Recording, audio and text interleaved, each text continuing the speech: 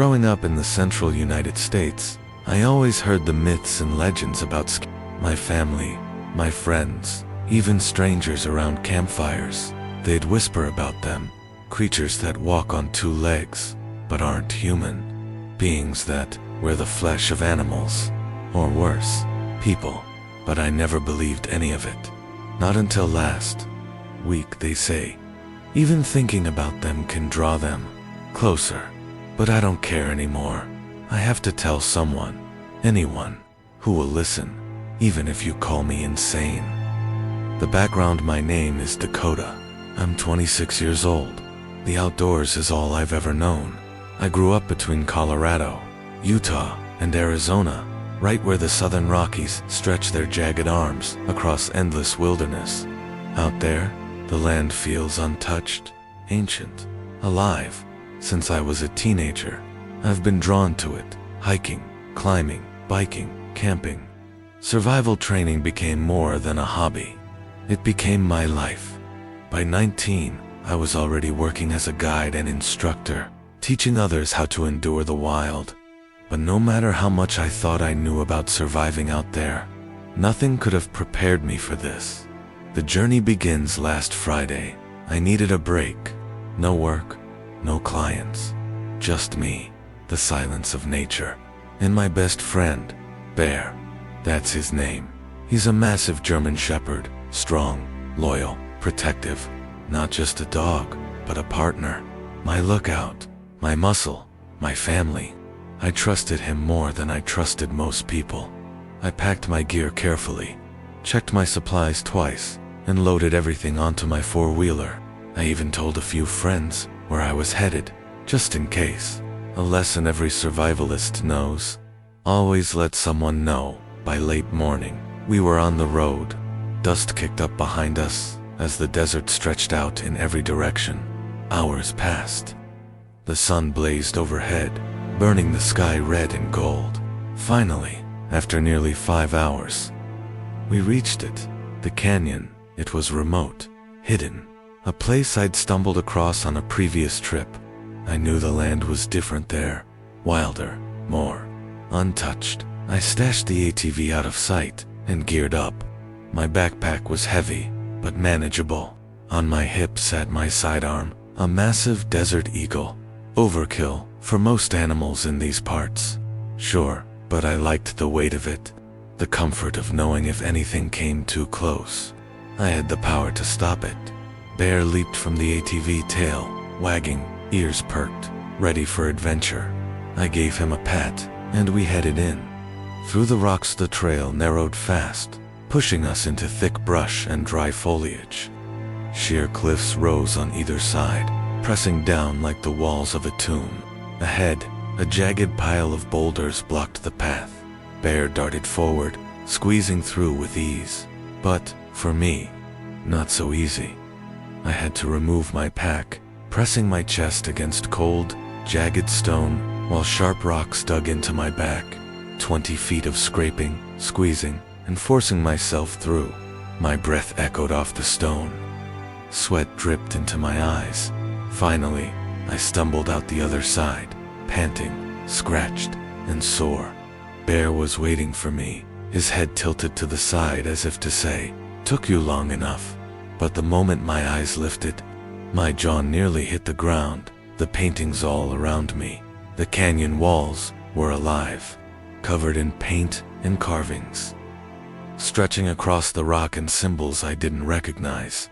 Some were familiar things I'd seen at Native American sites before: spirals, animals, primitive handprints. But others I had never seen before. Shapes twisted and broken, lines that bent in ways that didn't make sense. Marks that made my stomach knot just looking at them. The largest painting stood at the mouth of the trail, towering over me, a figure with the head of a deer, antlers twisting skyward like blackened branches. The body, long, narrow, standing upright on two legs. Its eyes were hollow, its hands stretched outward, and its legs bent backward, animal-like, in a way no human could stand. A chill ran through me. I wished I'd brought a camera, or even my phone, because deep down, I knew these weren't just paintings. They were warnings. The cave the trail wound downward, steep and jagged, until I spotted it. A cave. Dark, silent, waiting. I felt my chest tighten. I hadn't known it was there. On all my scouting trips, I'd never noticed it. That made me uneasy. But curiosity won. It always did. I set my pack down, pulled out my flashlight, and stepped forward. The air grew colder as I entered. Damp, heavy. The beam of my light cut across the stone until the ground suddenly disappeared. A drop-off, a black abyss. I leaned over carefully, shining the light into the void. Nothing, just darkness. A bottomless pit. Behind me, Bear whimpered. He hadn't followed me in. Normally, he'd be at my side, but not this time. He stayed frozen at the mouth of the cave, ears pinned back, eyes locked on the shadows. That should have been my warning. The first night the sun dipped low, painting the canyon red. I decided to camp nearby. I built a small fire, ate a simple meal, and fed Bear. He ate quickly, but kept glancing toward the cave, ears twitching at every sound. By the time the stars emerged overhead, the silence of the canyon pressed in. No birds, no insects, just a faint crackle of fire. I wrapped myself in my sleeping bag. Bear curled beside me, head resting near my chest. His breathing soothed me, and slowly, I drifted off. But sometime in the night, I woke. A low growl vibrated against my chest. Bear.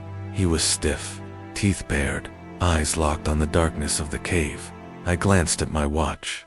3 a.m. The fire was low, casting only faint light. I sat up, my pulse pounding, and reached for my pistol. The metal felt icy in my hand as I switched off the safety.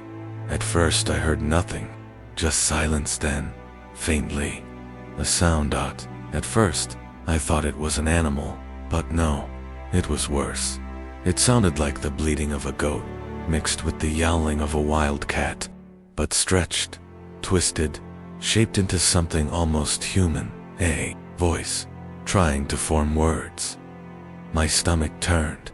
Then came the scraping. Claws. On stone, getting closer. The thing in the cave. My light cut across the drop-off. Then I saw it. Fingers. Rotten, bony fingers, with black claws curling over the edge.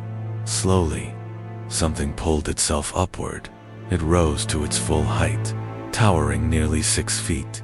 Its legs deer-like, too thin to hold its weight, bent backward, unnaturally. Its body was a skeleton draped with rotting flesh, patches of mangled fur clinging to its frame. Its ribs jutted out through torn skin, and the smell. Rot, decay, blood. It hit me like a wave, choking me, forcing bile up my throat. Its antlers scraped the rock above as it stepped forward.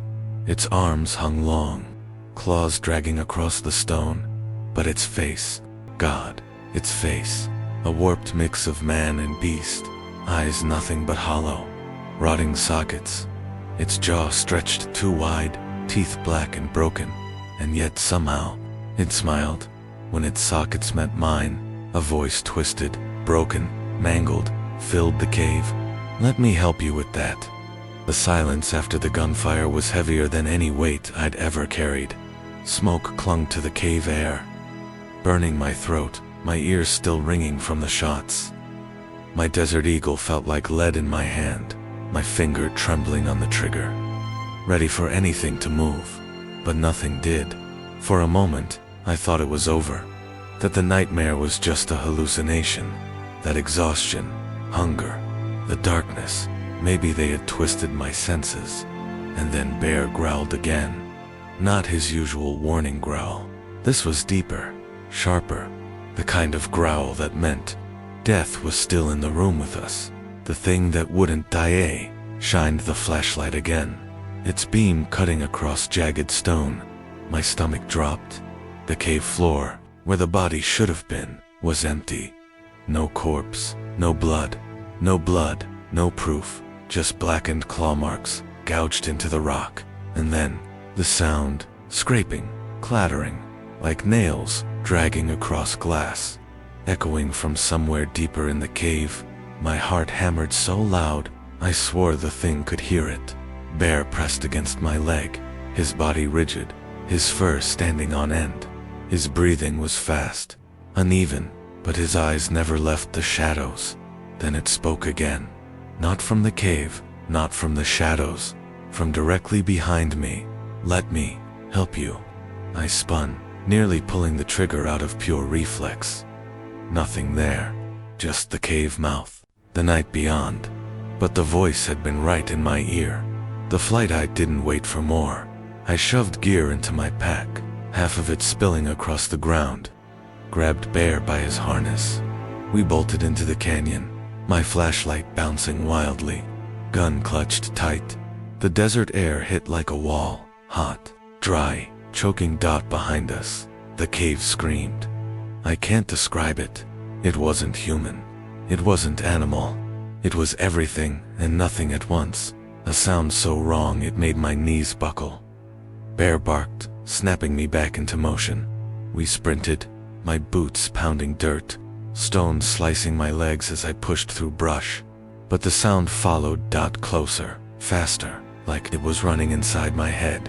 Everywhere I turned, I caught glimpses in the shadows, antlers flashing in moonlight, fingers curling around tree trunks, empty sockets watching me.